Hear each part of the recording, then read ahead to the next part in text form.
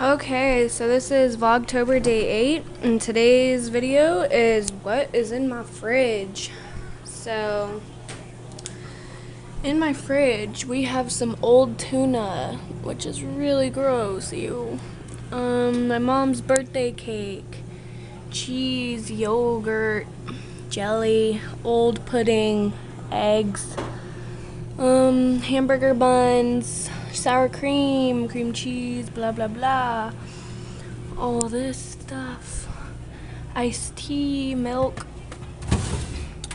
taco shells, cheese, lunch meat, and hot dogs, jelly, that stuff, creamer. Yeah. So that's just an overview of what's in my fridge.